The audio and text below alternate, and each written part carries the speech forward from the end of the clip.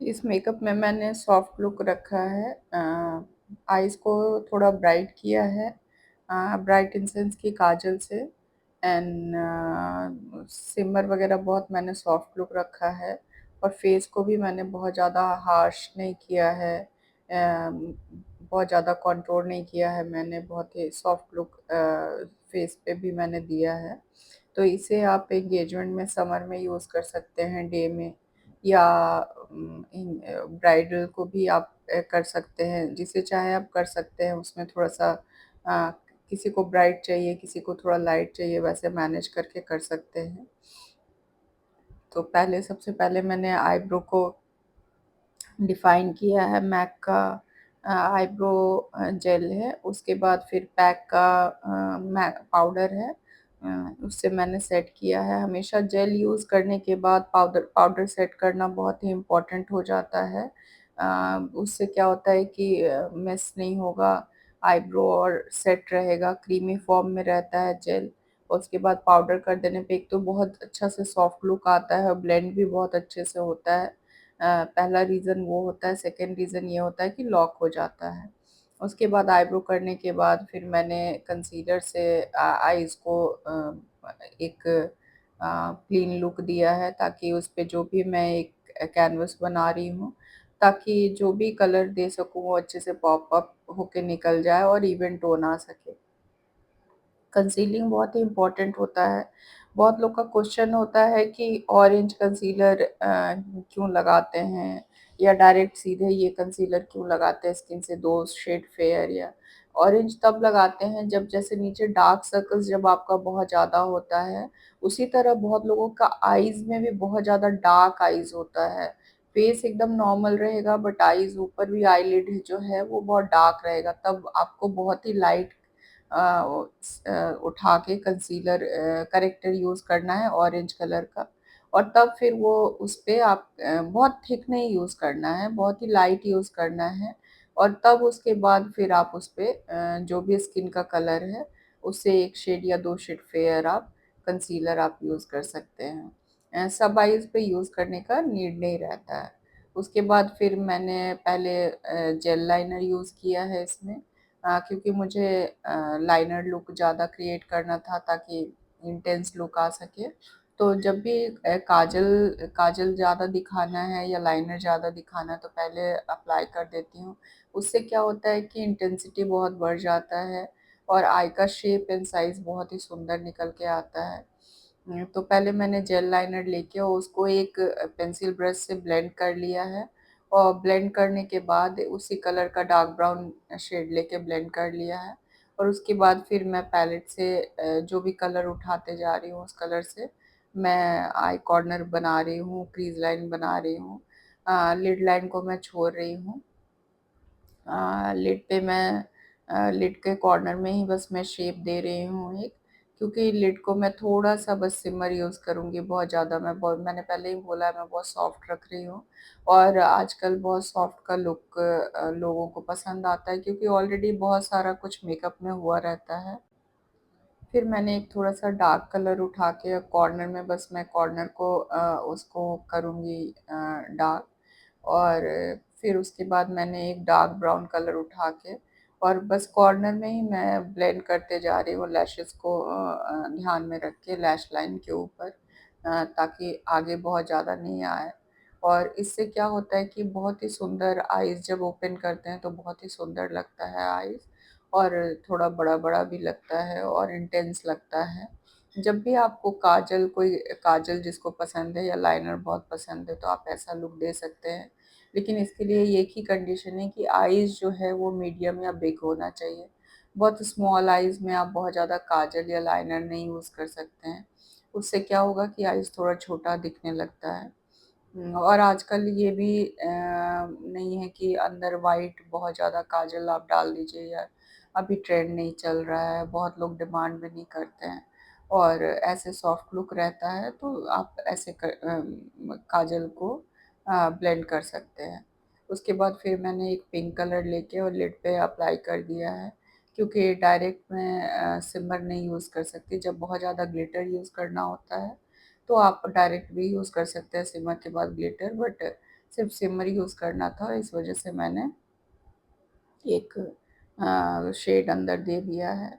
और हमेशा सब कलर को यूज़ करने के बाद बहुत अच्छे से ब्लेंड करिए। ऐसा ब्रश फ्लफ़ी ब्रश लीजिए जिसमें कोई मतलब जिसमें कोई कलर ना हो, एम्प्टी ब्रश हो, तो उससे क्या होता है कि बहुत अच्छे से ब्लेंड हो जाता है, ब्लेंडेड लुक आता है। उसके बाद मैंने ये सिमर यूज़ किया है। यदि आपको जानना होगा कि कौन से ब्रांड का ये सिमर है, तो आप मुझे कमेंट करिएगा, मैं ज़रूर बता दूँगी कि कौन सा सिमर है। और इसका स्टे इतना अच्छा है कि बहुत लॉन्ग लास्टिंग है। सब जो भी क्लाइंट्स हैं वो कोई कंप्लेन नहीं करता कि हाँ सिमर हट गया था या ये। एंगेजमेंट में मैं हमेशा यूज़ करती हूँ इसको।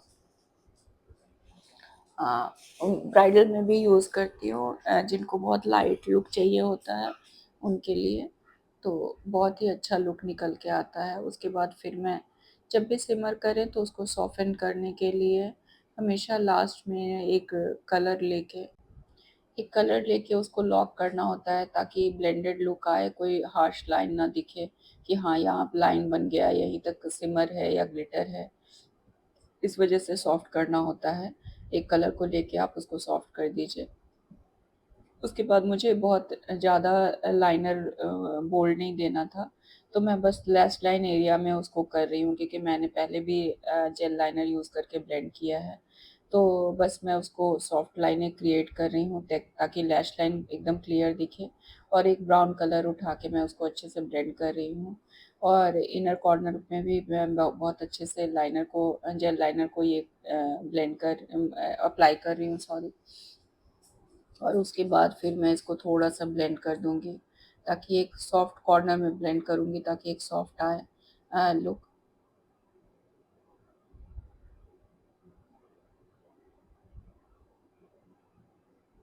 पेंसिल ब्रश ये पैक का है 092, और बहुत ही अच्छा ब्रश है। मैं शायद इसको 2-3 साल से यूज़ कर रही हूँ और कुछ भी ब्रश को नहीं हुआ है।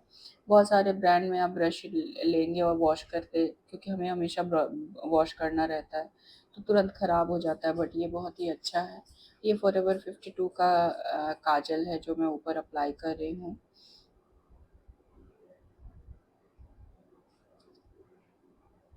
अब मैंने नीचे पूरा क्लीन कर लिया है, जो भी एक्स्ट्रा गिरा हुआ था उसको मैं क्लीन करके, और फिर मैं स्किन को मॉइस्चर करना बहुत पहले भी मैंने कर दिया था।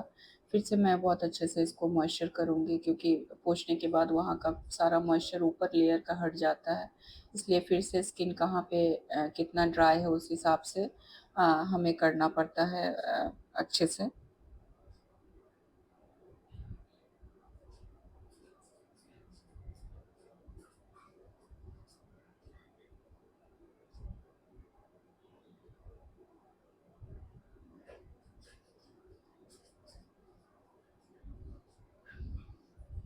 अब मैंने जहाँ-जहाँ डार्क सर्कल्स है या अनइवन टोन है, वहाँ पे मैं उस ऑरेंज करेक्टर यूज़ कर रही हूँ, और उसको फिर ऑरेंज करेक्टर यूज़ करके बहुत अच्छे से ब्लेंड कर देना है। यदि एक्स्ट्रा भी थोड़ा लग जाए तो कोई इश्यू नहीं है। आप यदि ब्यूटी ब्लेंडर से आप इसको ब्लेंड कर रहे हैं, तो ब्यूटी ब्लेंडर में बहुत सारा प्रोडक्ट चला जाता है। वो उसका भी टेक्निक होता है कि कितना हैंड को कितना सॉफ्ट रख रहे हैं आप, और उस हिसाब से फिर ब्लेंड करके, और जितना नीड है उतना रहने देंगे, जितना एक्स्ट्रा लग रहा है तो उसको फिर हटा देंगे, वो ब्यूटी ब्लेंडर से निकल जाता है। अब मुझे जितना चाहिए था उतना मैंने रहने दिया है। अब मैं इसको कंसील कर रही हूँ,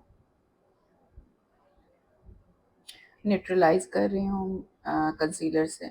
न्यूट्रलाइज़ मीन्स होता है कि आप स्किन के कलर का आप उसे बना दें, जो स्किन का कलर है, जो भी ब्राइड है उसके स्किन के कलर का आपको करना होता है।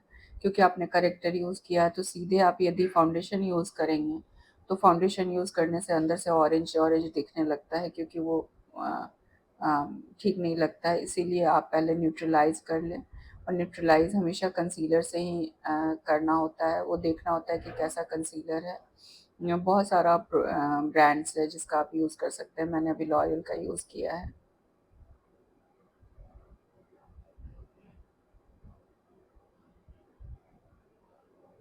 अब स्किन एकदम देखिए इवन हो गया है, पता भी नहीं चल रहा है कि हाँ ऑरेंज यूज़ किया गया है या कहीं पे इनका डार्क सर्कल्स भी था या अनइवन टोन भी था। और आज मैंने कोई फाउंडेशन इसमें नहीं यूज़ किया है, मैं कंसीलर से ही सारा मैंने मेकअप किया है। और ये टू फेस्ड का कंसीलर है, उसी से मैं यूज़ कर रही हूँ। यदि बहुत ज़्यादा हेवी नहीं करना है तो बिना फाउंडेशन के भी आप बहुत अच्छे से कर सकते हैं, और इसका स्टे भी बहुत अच्छा रहता है। कंसीलर का स्टे हमेशा बहुत अच्छा रहता है। तो जो नीड है 2 कलर मिक्स करके आप पूरे फेस पे कर सकते हैं। जहाँ-जहाँ मुझे ब्राइट करना था, वहाँ-वहाँ मैंने फेयर कलर यूज़ किया है थोड़ा, 2 शेड फेयर।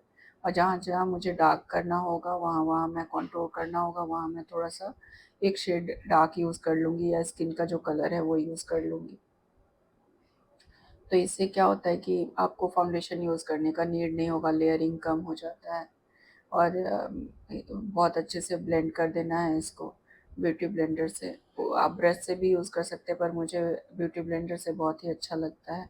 और मैंने टू फेस्ड का ही एक कंसीलर उठा के, और जो स्किन इनके स्किन से एक शेड डार्क होगा या इनकी स्किन का ही कलर होगा, वो मैं जहाँ पे मुझे कंट्रोल करना था वहाँ पे मैं इसको यूज़ कर रही हूँ। इससे क्या हुआ कि फाउंडेशन का ज़रूरत ही नहीं रहा, फाउंडेशन यूज़ करने का नीड ही नहीं रहा, आप सीधे कंसीलर से आप मेकअप कर सकते हैं।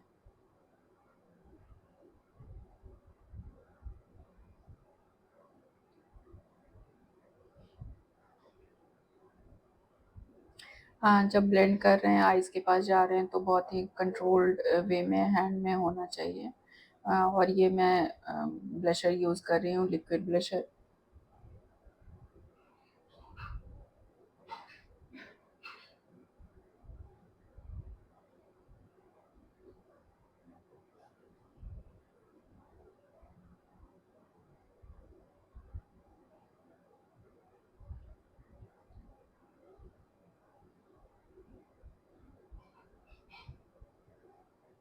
इतने अच्छे से लिक्विड ब्लशर ब्लेंड हो जाता है स्किन में, और स्टे भी काफ़ी अच्छा रहता है। इसका मैं डीआईवाई करती हूँ, ब्लशर मैं खुद बनाती हूँ, 2-3 कलर का बना के है मेरे पास सारा ब्लशर है, लिक्विड ब्लशर, बट मैं जो बना के रखती हूँ वो बहुत ही अच्छा निकल के आता है स्किन पे। और अकॉर्डिंग टू स्किन या अकॉर्डिंग टू मेकअप कौन सा कलर यूज़ करना है, वैसे 2-3 बना लेती हूँ। अब मैं थोड़ा कॉन्टूर कर रही हूँ क्रीम क्रीम कॉन्टूर से, और बहुत ही लाइट कॉन्टूर मैंने किया है। बिल्कुल ही हार्श मैं नहीं दे रही हूँ, नोज़ पे मैंने किया है और चिक पे किया है। चाहें तो हेवी भी कर सकते हैं। हाँ, अकॉर्डिंग टू मेकअप डिपेंड करता है, अकॉर्डिंग टू फेस डिपेंड करता है कैसा कंट्रोल कर रहे हैं। और जो ब्राइड है उनको कैसा चाहिए उस पे भी डिपेंड करता है। किसी को कंट्रोल ज़्यादा चाहिए होता है, किसी को बिल्कुल सॉफ्ट रखना होता है। तो जब आपको सॉफ्ट रखना हो तो बहुत ज़्यादा कंट्रोल करने का नीड नहीं होता है।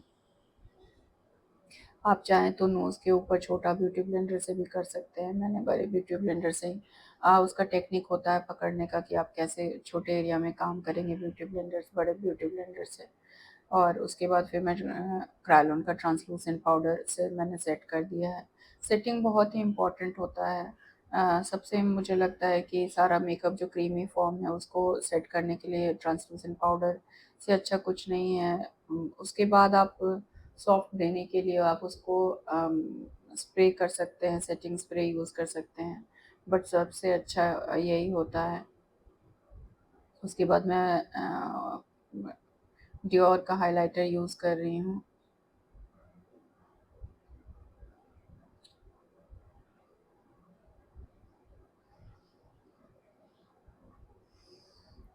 आप स्प्रे करने के बाद भी आप हाइलाइटर यूज़ कर सकते हैं, सेटिंग स्प्रे यूज़ करने के बाद भी। मैं 2 बार करती हूँ, एक बार पहले करती हूँ, एक बार सेटिंग स्प्रे करके फिर तब करती हूँ। और मैंने कॉर्नर में काजल लगाया है और आगे उसको स्प्रेड कर रही हूँ, पूरे आइज़ में मैंने नहीं लगाया है।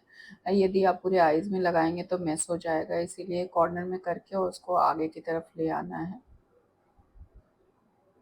यदि किसी को बहुत ही ज़्यादा डार्क चाहिए होता है तो फिर आप सेकंड एप्लीकेशन अंदर कर सकते हैं घर में।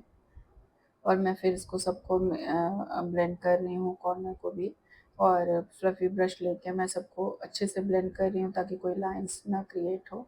और एक मैंने ब्राउन कलर लेके और नीचे की तरफ फिर से उसको ब्लेंड कर दिया है और अंदर मैं फिर काजल डाल रही हूँ, क्योंकि मैंने बोला था कि आज मैंने थोड़ा-सा काजल और लाइनर को इंटेंस रखना है, तो मैं वैसा ही लुक दे रही हूँ। और आईब्रो को सेट करने के लिए आप चाहें तो लैश सॉरी आईब्रो सेट करने के लिए जेल आता है। यदि आपके पास नहीं है तो आप मस्करा से भी सेट कर सकते हैं, पर बहुत ही ध्यान से, जिसमें मस्करा बिल्कुल ख़त्म हो वैसा ही मस्करा उठाइएगा, नहीं तो फिर वो पता चला कि पूरा आपका मेकअप ख़राब हो गया। और फिर मैं लैश कर्ल करने के बाद मस्करा यूज़ कर रही हूँ। ये टू फेस्ड का मस्करा है और बहुत ही अच्छा मस्करा है ये।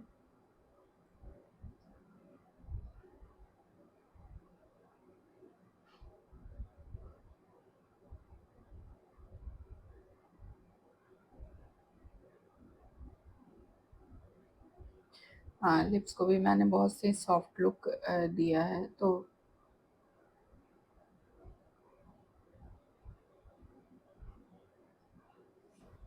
यदि आपको मेरा वीडियोज़ या मेकअप अच्छा लगता होगा तो प्लीज़ लाइक एंड सब्सक्राइब करिएगा। किसी भी प्रोडक्ट के बारे में यदि कुछ जानना हो तो आप मुझे डीएम कर सकते हैं, या ब्रशेज़ के बारे में जानना हो, ब्रांड्स के बारे में जानना हो तो आप मुझे डीएम कर सकते हैं। और आपको नेक्स्ट वीडियो कैसा चाहिए आप मुझे ये भी बता सकते हैं। बहुत बार लोग कमेंट करते हैं कि मुझे ऐसा लेकिन बहुत बार होता क्या है कि वैसी मॉडल नहीं मिल पाती हैं जिस पे मैं डेमोंस्ट्रेट कर पाऊँ, तो उसके लिए सॉरी, बट मैं कोशिश करूँगी। थैंक